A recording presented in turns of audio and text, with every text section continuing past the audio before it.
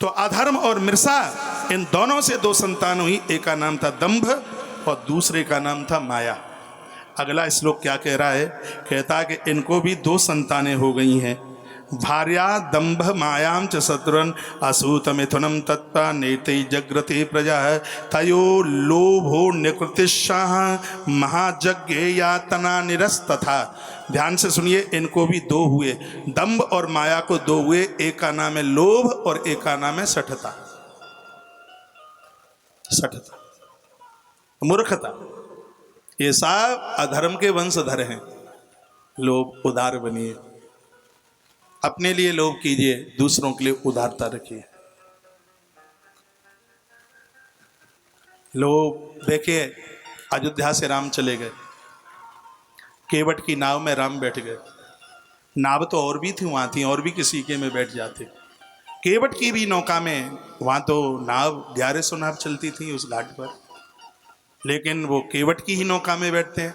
अयोध्या से राम जाते हैं, केवट की नाव में बैठते हैं। ऐसा क्यों? अयोध्या में काम क्रोध लोभ तीनों आए, और जिसकी नाव में बैठे हैं उसके हृदय में काम क्रोध और लोभ तीनों में से एक भी दोष नहीं है। प्रमाण है, वो कहता है कि पार नहीं उतारूंगा आपको, इसलिए नहीं उतारूंगा कि आप जादूगर हैं, आपके स्पर्श से मेरी काट की नवरिया स्त्री बन जाएगी। वो स्त्री से भयभीत है तो इसका मतलब वो कामी नहीं है, क्रोधी नहीं है। वर तीर मारो लखन पे जब लग्न पाए पखारियो। लखन क्रोध करते हैं, वो मुस्कुराता है, वो क्रोधी भी नहीं है। और कहता है नाथन उतराई चहो, पार उतार दूंगा, उतराई नहीं लूंगा। वो लोभ भी नहीं है। नाभ हृदय, जिसके जीवन में तीन दोष नहीं है, कामात क्रोधात लोभात तीनों नहीं है, उस जीव के हृदय मंदिर में परमात्मा आकर के विराजित हो जाता है। लोभ तो अधर्म का खानदानी है, भागवत इसको प्रमाणित कर रही है। दंभ और माया की दो संतान हैं, एक का नाम है लोभ और दूसरी का नाम है सठता। इतना बड़ा नंबर मूर्ख के समझाने पर भी नहीं समझता। ये अधर्म का ही खानदानी है, लोभ और सठता। लोभ और सठता को भी दो संतानें हुई हैं, एक का नाम है क्रोध और एक का नाम है हिंसा। ये अधर्म का साम्राज्य है, क्रोध हिंसा, ये अधर्म के नाती पोते हैं। ये उनके यहाँ भी दो हो गए, एक का नाम है कलह, दूसरे का नाम है दुरक्ति। संस्कृत का शब्द है, इसमें दुरक्ति शब्द का संबोधन किया है। दुरक्तस्ते न चाह, दुरक्ति कहते हैं हिंदी में गाली को। ये अधर्म के ही साम्राज्य में है गाली। कलह और गाली, कलह झगड़ा करना और गाली देना, ये अधर्म के खानदानी है। कलह और गाली को भी दो हुए, एक का नाम है भय और एक का नाम है मृत्यु। इनको भी दो हुए हैं महाराज, उसका नाम है यातना और नरक। तो सुखदेव भगवान कहते हैं कि हे राजन परीक्षित, नरक तक की जो यात्रा है वो झूठ बोलने से आरंभ होती है। इसलिए सजग समझदार व्यक्ति को यदि नरक से बचना है तो वो अधर्म के खानदानियों से बचे, झूठ से बचे, दंभ माया से बचे, लोभ मूर्खता से बचे, क्रोध और हिंसा से बचे, झगड़े और गालियों से बचे, और वो अपराधों से भयभीत रहे, तो वह नरक की यातना को नहीं भोगेगा, नरक जाने से वह बच जाएगा। ऐसी सुंदर सी कथा, अद्भुत कथा का जो वर्णन है इस ग्रंथ में किया गया। और उसके तत्पश्चात कहा, प्रभु हे गुरुदेव, मैं आपके चरणों में शरणापन्न हूँ, हाँ मुझे ये बता दीजिए, मेरा शरीर कांप रहा है, और हे गुरुदेव आज श्राप मेरे लिए वरदान हो गया है, मैं गुरुदेव समीक पुत्र का कितना बड़ा धन्यवाद करूँ। मेरी आंखें खुल गई हैं कि हे प्रभु, जीवन तो ये है और ये श्राप मेरे लिए वरदान बना है। हे गुरुदेव ये बताइए, परमात्मा को प्राप्त करने के लिए क्या कोई आयु निश्चित है क्या? वो 50 साल में मिलेगा या 80 वर्ष की उम्र में मिलेगा या 1000 साल की उम्र में वह मिलेगा? हे गोविंद की कथा सुनाने वाले, हे मेरे गुरुदेव, आप मुझे ये बता दें कि परमात्मा को प्राप्त करने के लिए आयु कितनी होनी चाहिए? तो उस समय क्या छोटे बच्चों को भी भगवान मिल जाते हैं? सुखदेव मुनि ने कहा, राजन मिल जाते हैं। राजा ने कहा मिल जाते हैं तो किसको छोटी आयु में भगवान मिले? तब सुखदेव भगवान ने कुमार ध्रुव की कथा अद्भुत ढंग से सुनाई है, और ध्रुव की कथा आप बहुत ढंग से जानते हैं। और बहुत अच्छी तरह से जानते हैं। बस मैं इतना कहूँगा, ध्रुवम दृढ़ो स्वरूपम, जिसके जीवन में एक निश्चित संकल्प है उसी का नाम ध्रुव है, सत्य का नाम ध्रुव है, प्रकाश का नाम ध्रुव है, और अच्छे विचारों का नाम ध्रुव है।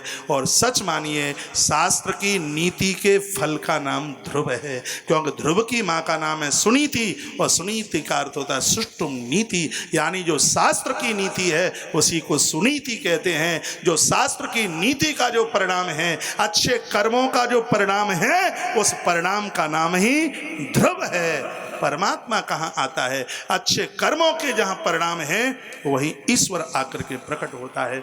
जीवन में ध्रुव चल करके आवे, उसके लिए अपनी बुद्धि को सुनीति बनाना पड़ेगा। अरे सुरुचि के यहाँ तो उत्तम पैदा होता है। उधा उतहु तमहु, जिसकी जिंदगी में अंधकार भरा पड़ा है वो उत्तम है, लेकिन जिसके जीवन में सत्यता है उसको ध्रुव के नाम से जाना जाता है। ध्रुव को जन्म देने के लिए सुनीति जैसी माँ चाहिए। केसर हर जगह पैदा नहीं होती, केसर के लिए कश्मीर चाहिए। भक्तों को जन्म देने के लिए सुनीति जैसी माताएं चाहिए। सुनीति जैसी माताएं कैसे जन्म लेती हैं, विष्णु पुराण में बहुत विस्तार पूर्वक वर्णन किया गया है। मैं 5-7 श्लोक स्पीड में बोले देता हूँ, सोई ध्रुव चरित्र पूरा। जाय उत्तान पादस्य सुनीति सुरुचिस्तयो सुरुचि प्रेयसी पत्नी नेत्रा एकदा सुरुचे पुत्र अंकमारो पिलालियन उत्तमम नार रुक्षंतम ध्रुवम राज्याभिनंदतः। राजा उत्तानपाद को 2 पत्नियां सुनीति और सुरुचि। समय चलता रहा, राजा ने दूसरा विवाह किया और उसके यहाँ सुंदर संतान वन में हुई है, उसी का नाम ध्रुव रखा गया। ध्रुव एक दिन नगर में आए हैं, पिता की गोद में बैठने को तैयार हुए। सुरुचि ने उनका अपमान कर दिया और ये आपने बहुत सुना है। माता के पास में रोए, माता ने वन में भेज दिया। नारद जी मिले। नारद जी ने कहा, बेटा कहाँ जा रहे हो? इन्होंने कहा कि विमाता ने अपमान किया है, इसलिए घर छोड़ के चल पड़ा हूँ। अपमान भी जानते, वहाँ आओ। अहो तेज क्षत्रियाणाम मान भंगम अमृतम बालोप्यदम धत्ते ये समादुतवचः। कहा क्षत्रिय वंश में मेरा जन्म हुआ है तो अपमान तो मैं नहीं झेल सकता। गुरुदेव कृपा कीजिए, मंत्र दीजिए। गुरुजी ने मंत्र दिया, ओम नमो भगवते वासुदेवाय। अद्भुत मंत्र है। अ उ मा 3 अक्षर हैं, साहब को समाया हुआ है। आ उ मा। आ का मतलब है बीता हुआ समय, ऊ का मतलब है वर्तमान समय, और माँ का मतलब है कल आने वाला समय। ऐसा ओम जो पीछे अपराध हो गए हैं उनको भी जला करके राख कर दे। ऐसा ओम जो वर्तमान के मोह को समाप्त कर दे। ऐसा ओम जो भविष्य की चिंताओं को समाप्त कर दे। ऐसा ओम लगा करके मंत्र की पूर्ति होती है। तो ओम नमो भगवते वासुदेवाय, यानी वो ब्रह्मा विष्णु महादेव के रूप में हैं, जो हमारे 3 प्रकार के शरीर हैं उनको जला करके खाक कर देता है। 3 तरह के शरीर को जला करके राख कर देता है। नमो, हम उसे नमस्कार करते हैं। भगवते, जो भक्ति ज्ञान वैराग्य और वह हमें आत्म तत्व का बोध कराने वाला है। वासुदेवाय, जो हमारे प्राणों का स्वामी है। ऐसे ईश्वर को हम वंदन करते हैं। नारद जी ने ऐसा मंत्र दिया। उस मंत्र को लेकर के मधुपुरी मथुरा के पास में इस बालक का पहुंचना हुआ।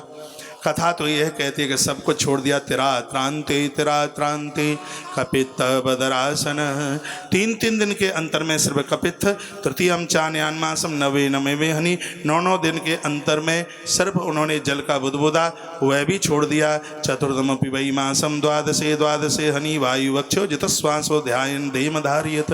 वर्णन किया गया 4थे महीने में वो भी छोड़ दिया। पंचमे मास अनुप्राप्ते जितश्वासो निपात्मज। सुखदेव स्वामी कहते हैं, राजन 5वें महीने में श्वास रोक करके बालक एक चरण के ऊपर खड़ा रह गया। बहुत ध्यान से सुनिएगा। उसके तत्पश्चात अब तो देवता स्तुति करने लगे भगवान की। नेवं विदामो भगवन प्राण रोधम चराचरस्याखिल सत्वधामना विदेहि तन्नो विजिता विमोक्षम प्राप्ता वयं ताम शरणं शरण्यम। कहा, नेवं विदामो भगवन प्राण रोधम, हे प्रभु हमारे प्राण बिल्कुल बहुत ज़्यादा कष्ट में है, कृपा कीजिए। भगवान ने कहा, माँ भीष्ट बालम, भैष्ट डरो मत संस्कृत का शब्द है। भयष्ट यानी डरो मत, देवताओं डरो मत, छोटा सा बालक आसीद उत्तान पादर मई संगत आत्मा, उत्तान पाद का पुत्र मुझे प्राप्त करना चाहता है। उसी समय गरुणमत्ता मधुवनम प्रत्याद्रक्ष आगत, भगवान गरुण पर आरूढ़ होते हुए मधुवन पहुँचे और ध्रुव जी को जा करके दर्शन दिए। न वही मुकुंदस्य पदार विंदयो, जो मुक्ति देने वाले मुकुंद हैं, जिनके लिए महात्मा लोग तरसते रहते हैं। 5 महीने की साधना में परमात्मा सामने आके प्रकट हो गए।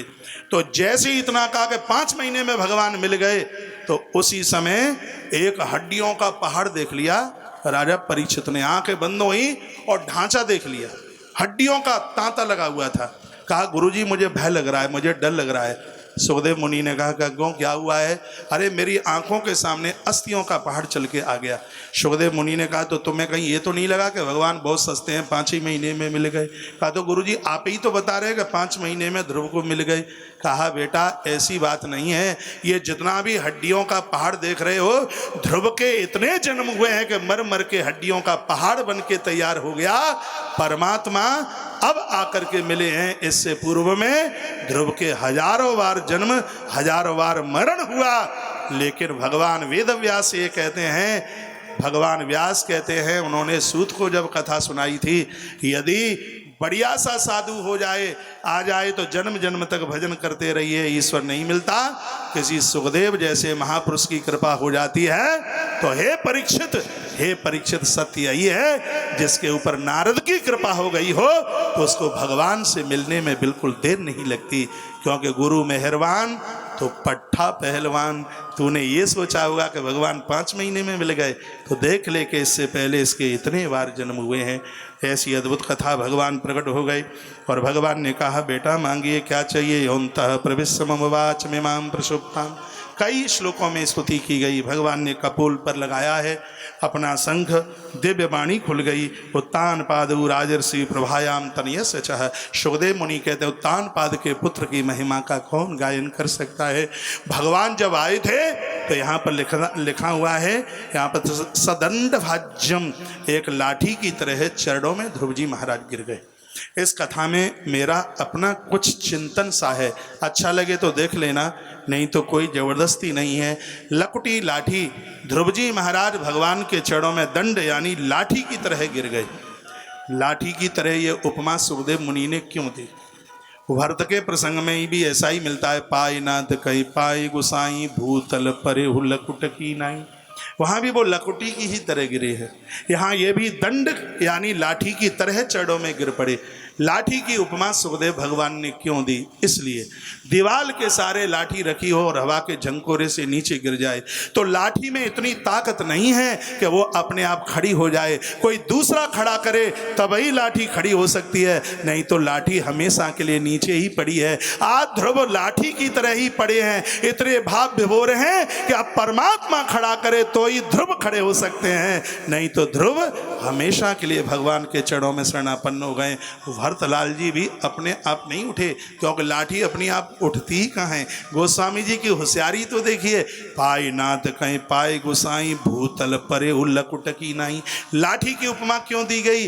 गोस्वामी जी को किसी ने पूछा इतनी देर तक भरत क्यों पड़े रहे, मानस पीयूष में वर्णन, इतनी देर तक क्यों पड़े रहे, खड़े क्यों नहीं हुए? तो मानस पीयूष के लेखनहार ने कहा कि ये बताओ लाठी गिर जाएगी तो अपने आप खड़ी हो जाएगी क्या? भरत गिर गए, अब तो राम खड़ा करें तो ही खड़े हो सकते हैं, नहीं तो लकुटकी नाई, नहीं तो वो धरती पर ही पड़े हैं। दंडम स्मृति, अब ये भी दंड की तरह इसलिए गिर गए कि अब तो नारायण खड़ा करें तो ही ध्रुव खड़े हो सकते हैं, नहीं तो ध्रुव हमेशा के लिए चरणों में शरणापन्न हो गए। इसलिए यहाँ दंड से उनको उप अलंकृत किया गया है। आज भगवान ने खड़ा किया और कंठ से लगा लिया और कहा पुत्र मांग लो।